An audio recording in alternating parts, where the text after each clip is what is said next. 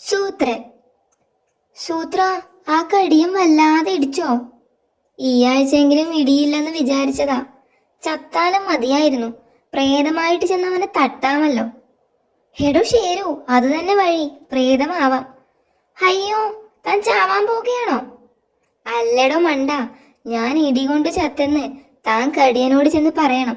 എന്നിട്ട് രാത്രി ഞാൻ വെള്ള പെയിന്റൊക്കെ അടിച്ച് പ്രേതമായിട്ട് ചെല്ലും. മൂപ്പര് പേടിച്ച് കാട് വിടും.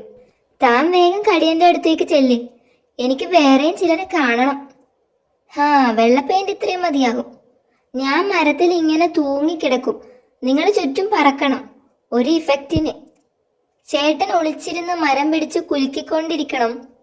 നമ്മളേക്കാൾ തലതിരിഞ്ഞവനാണല്ലോടോ ഈ കുറുക്കച്ചാര്.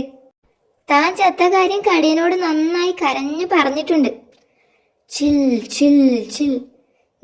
എന്താ ഒരു ശബ്ദം? ഹൂ, എൻ്റെ അമ്മേ. പതുക്കെ ആട്ടടോ മണ്ടനാനെ. എൻ്റെ അമ്മേ, മരം വീണു. ഇത്രയും വലിക്കണ്ടെന്ന് ഞാൻ അപ്പോഴേ പറഞ്ഞതാ. ചേട്ടാ, ഒരു കൈ കൂടി നോക്കിയാലോ? ഞാൻ റെഡി. ആരാ? ആ മരം വീണ് ചത്തതാ ഞാൻ. എൻ്റെ കാട്ടുമുത്തപ്പാ. എല്ലാരും പറയുന്നു എന്നെ കാണാൻ ഒരു ഭംഗിയില്ലെന്ന്. ചേട്ടന്മാർ എന്നെ ഒന്ന് സുന്ദരനാക്കി തരാമോ? മോൻ ഇപ്പോഴേ സുന്ദരനാണല്ലോ. ഹിഹി. ആണോ? എൻ്റെ അമ്മ മാത്രമേ ഇതിനു മുമ്പ് ഈ സത്യം പറഞ്ഞിട്ടുള്ളൂ. എന്നാലും എന്നെ ഒന്ന് മേക്കപ്പ് ചെയ്ത് തരണം, എല്ലാവരും ഒന്ന് കാണട്ടെ. ഹിഹി. ഷേരു, ഇവനൊരു തിരുമണ്ടന. വാ, ഒരു കളി കളിക്കാം. ആദ്യം കണ്ണൊക്കെ ഒന്ന് എഴുതാം. ഇവിടെ ഒരു പൂ ഇരിക്കട്ടെ.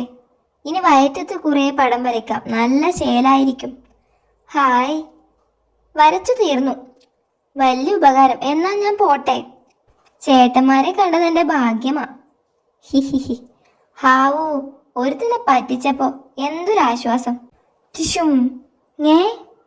എന്തിനാ അവനെന്നെ ഇടിച്ചത്? ടിഷും. ദേ പിന്നെയും. ടിഷും. ഷെടാ, ഇതെന്ത് കളി? ഒളിക്കാം, ഇനി ഇടികൊള്ളാൻ വയ്യ. ദാ അവൻ വരുന്നുണ്ട്. പടം വരച്ചത് ചേട്ടനാണെന്ന് എല്ലാവരോടും പറഞ്ഞു മടുത്തു. അവസാനം എൻ്റെ ഒരു ഫ്രണ്ടിനെ കൊണ്ട് ചേട്ടൻ്റെ പേര് എഴുതി വെച്ചു.